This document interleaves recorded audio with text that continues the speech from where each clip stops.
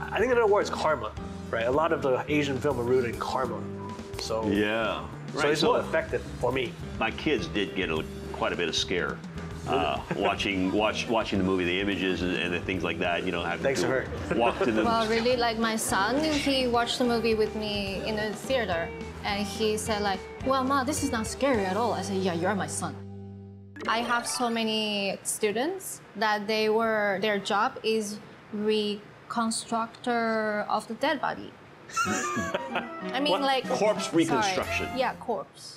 I didn't know that. Reconstructors. Wow. Actual corpse. Yeah, actually. Like with like face cave Like if in. your arm is away, and they will try to, you know, put it back and then sew it, you know, Okay. like to make your body fully Complete. cover. Like, Okay. and in the funerals, or when you see the dead body, Yeah, it it's, will, it's Yes. very. It's a very respectable and necessary. Yes, they are thing very to do. professional. And you would sneak in to take a look. No, like because they come to me to learn what is life cast, because they need to resculpt. So I teach them. So Okay. they will invite me to really see, you know, how they sew the skin back together, that kind of a Oh my thing. goodness. But actually, I love horror movie. I love gory. But when I really see the dead body, I couldn't stand for it because all the smells. Oh. You know, that's the most difficult part for me. But I love to observing how they do it. You know, But when you see it, I mean, it's fine. It's not like by accident you see. So it's not a rotting corpse, right? It's like the It's not- formaldehyde or it's well, the sometimes chemicals. it's rotten. Really? Yeah, like some people die in a room for like 5 days. I'm glad I ate before. I did. I mean, we have this rocking bed. We're talking here. You guys don't see their faces, right? Really? All of them. They're sitting there watching. In disbelief. It's a tough job. I would imagine. Yes, and for me, the smell is the most difficult thing for me. So that's why I couldn't do that job as my professional, you know. But I enjoy to see the fat in the body, and you know. Oh my goodness! I mean, seriously, look at. This is incredible. It's incredible just talking about it. It's insane. So you have a hard time getting the smell, but you like the image, I like and you want to recreate the color, the color. shape, and The color and the color, the yes. color and the shade. That's the first time I've ever heard anybody describe a corpse in that way.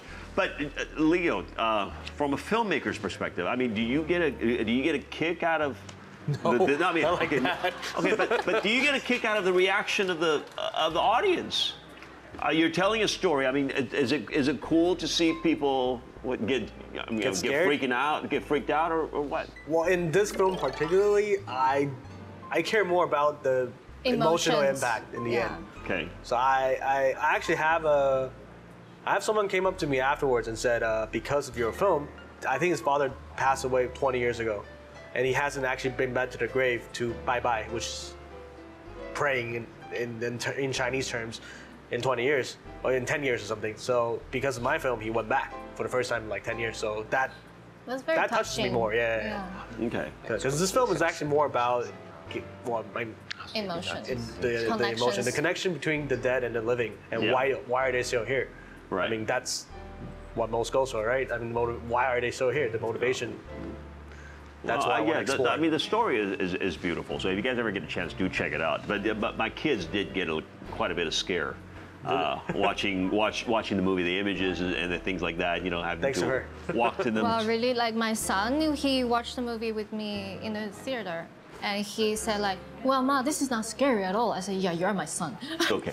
Well, but yeah, I would like to see somebody freak you out at some point. I hope not. No, yeah. just go to the horror movie, like watch movie with him. Oh yeah, it's a And grab blast. him into. Have you ever watched Terrifier? Nope, I will never. We should have a Terrifier party. So why do you think that is? Why do you think that, you know, our stories or Asian stories, the things that transcend, you know, art of the kung fu, gangster, you know, movies, first and foremost. And then it's actually the Asian horror movies that can be eaten up by the rest of the world. Why do you think that is? I think it's probably authenticity and the culture behind it, right? Kung Fu is kind of like the Chinese culture, right? And same thing with Ghost. I think a lot of the horror movie in Taiwan this year, I mean, one of the most successful ones, Incantation, one of the highest viewing movie on Netflix right now, I believe. Great film, by the way. So like I said earlier, a lot of the horror film in Asia is rooted in humanity and then rooted in a lot of our own culture and our own lives, right? So it's more relatable. Where compared to like this movie in the West, they're usually a much clearer line between good and evil. So most of the monsters, like you see, like Freddy or It, the clown, all of them, they're evil because they're evil. Right. But in Asian roots, most of the horror movie they're based on it, like Tiger Aunt, for instance. He eats children because her own children is taken away by the hunters from back in the age. Mrs. Ling To, one of the most famous Taiwan ghost cases, is because she's a widow, right? She haunts because she was wrong. So there's always a reason behind. Like one of my favorite Thai films is called Shudder. Scared the crap out of me. Still does. The imagery is still imprinted in my head. But those are all. I think another word is karma, right? A lot of the Asian film are rooted in karma. So yeah. So it's more effective for me. Yeah. Yeah. So I get what you're saying. So you know the Western movies, very often it's a freak. Oh, this is not bashing the Western film. Oh yeah. I mean, it's just a part of the culture where it's coming from, right? Yeah. We grew up watching Freddie Mercury, and it's a freak of some sort or a monster of some sort. Yeah. And then not Freddy. Freddy Krueger. Yeah, Freddy Krueger, not Freddie Mercury. Yeah. Correction. Yeah, Freddy. I thought it sounded kind of weird. Yeah, Freddy Krueger, and or the Swamp Thing. Yeah. Right. So it's some kind of a monster. Yeah. But in the Asian stories, there's a little more depth, and it's kind of like a grudge of some sort that went beyond after death. And that needed to be settled. There's a lot of that in the Asian type of story. That's why a lot of the Asian film, like Japanese film, Korean, Thai, most of the ghosts or the creatures, they look a lot more humanized, right? Or compared to the States, where it's like a clown, right? Freddy is like a burnt human being, but or Crooked Men from The Conjuring, they're all very they're grander, they're bigger, they're more scary in appearance. We scare more, and we try to do more psychological scare, I guess, if you want to differentiate. But anyhow, it is show business. It is we're entertained by getting scared a little bit. We're entertained by some of the images that we see. But at the end of the day, it is a business. We try to do a good movie. We try to entertain people, and we try to sell the films all across the world. Western cultures do like some Asian horror films, and we eat up zombie movies and all of that just as well. So today we have somebody else that's going to join us who is kind of like the string puller on all of this, that puts things together, from the production, from the producer, from the company side. How do these films merge, and how do we let more people know and get entertained by great horror movies? Let's welcome Sam. Hey, Sam.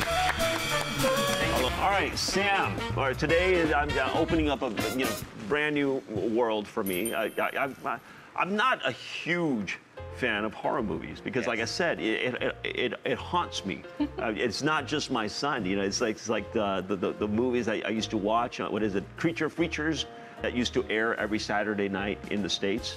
That would scare the heck out of me, right? And then for the next week, I would have a problem going to the bathroom by myself. I'd leave the door open and all of that. But you are the producer.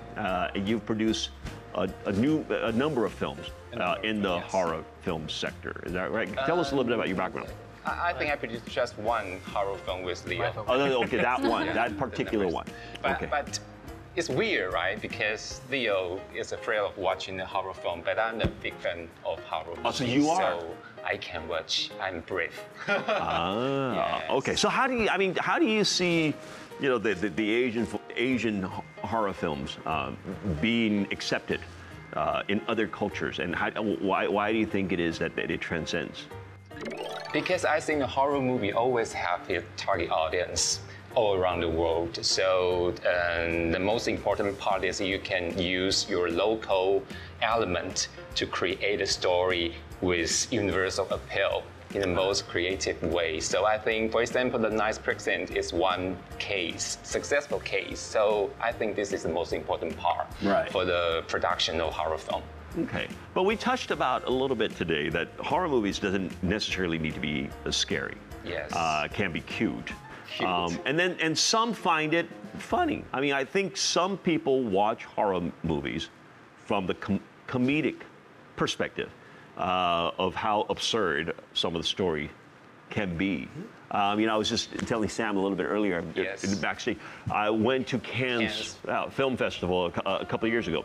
Now we have our booth. You know, Taiwan has a film booth, so all the Taiwan films will be there. And it's one booth. It's really nicely done. It's beautiful. So all the filmmakers would go there. And while we were setting up, there was a booth next to us that was 4 times our size, right? And they were packing things in. It looked very nice, and obviously they had posters up there. It was like the Swamp Thing, and, you know, the piranhas that would eat you alive, and things like that. And come opening day of the festival, that booth was packed. I can't particularly remember the name of that movie company, but it turned out that movie company has somewhat of a cult following. So a lot of these movies literally have a cult following, and people would go and watch these things, and they would go in there. It's entertainment. It's not we're going in there to get freaked out, but you're going in there to be entertained, and people have a laugh about it. Maybe the special effects can be so good that you're amazed, or it can be so bad that it's just funny, right? And the merchandising that they would have around it was outrageous. All kinds of figurines and all of that. Is that a big market? Is that something that Taiwan is looking into? Yes, I think it's a big market. You can see in Taiwan, after The Night Precinct, there are many scary movies for incantation. So you also join the film, right? And also to the recent hits, Marry My Day Buddy. Yeah, Marry My Day Buddy, just to name a few. So lots of, because there's a niche market, niche audience is there. So everybody want to try, but you can use different budget. You can use very high budget to create a film with lots of special effect. You can use very cheap way to produce the horror film. So the spectrum is quite wide, and the audience can choose what kind of film you like. But in Taiwan, it's a little bit harder because our audience, our market is not that big. So just like Leo, because he has very experience from the Western, it's good because his film maybe have the chance to export to the international film market, not only in Taiwan. Yes. Okay. All right, so you guys worked on a particular film. It brought you guys together. I understand that there's going to be sequels or longer franchises coming out of this. What's the deal? We're trying. Hopefully we can expand the IP to potentially movie sequels or TV series or perhaps even gaming. That's a dream, but still working hard on that. Okay. Yeah. 15 seconds to guess what the movie is. Are you ready? I have no idea. It's actually pretty good. It's actually really good.